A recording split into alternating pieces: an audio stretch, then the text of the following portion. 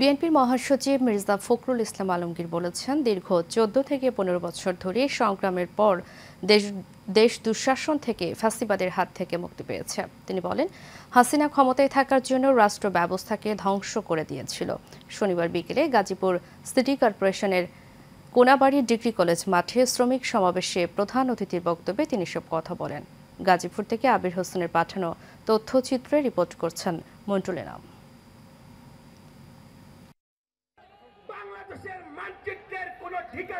Garments শিল্প প্রতিষ্ঠানে সৃষ্টি হওয়া বিশৃঙ্খলা প্রতিরোধ করে শান্তিপূর্ণ পরিবেশে বজায় রাখা এবং শ্রমিক কর্মচারীদের বেতন ভাতা নিয়মিত পরিশোধের দাবিতে এই সমাবেশের আয়োজন করে গাজীপুর জেলা শ্রমিক দল।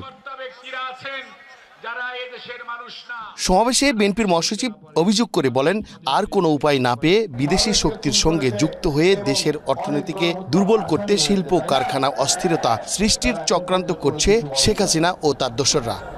ভারতের কাছে অনুরোধ করেছি যে আপনি এমন একজন খুনি যে জায়গা দেবেন না, গণহত্যা যে করেছে তাকে জায়গা দেবেন না, যে আমাদের বাংলাদেশের গণতন্ত্র ধ্বংস করেছে, মানুষকে খুন করেছে এবং অনেক গণহত্যার আসামি হয়েছে, তাই না?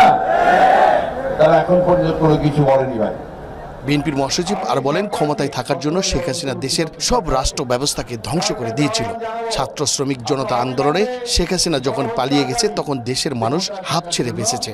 প্রধানমন্ত্রী থাকবে এই কারণে সে বাংলাদেশের সমস্ত রাষ্ট্র ব্যবস্থাকে ধ্বংস করে দিয়েছে। কি দিয়ে ধ্বংস করার চেষ্টা করছে?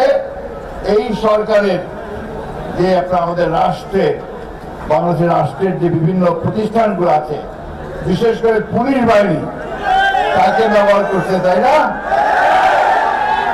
তাকে ব্যবহার করে তাকে দিয়ে গুলি করে হত্যা করে মিথ্যা মামলা দিয়ে জেলে নিয়ে গিয়ে নির্যাতন করে অকথ্য অত্যাচার করে বাংলাদেশের মানুষকে একটা ভীতির রাজত্বে নিয়ে গেছে।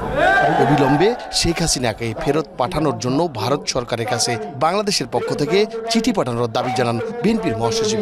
শেখ হাসিনাকে দেশে ফিরিয়ে এসে অভিযোগগুলোর ভিত্তিতে বিচারের দাবিতে ভারতের কাছে চিঠি দেন তাকে ফেরত দেওয়ার জন্য।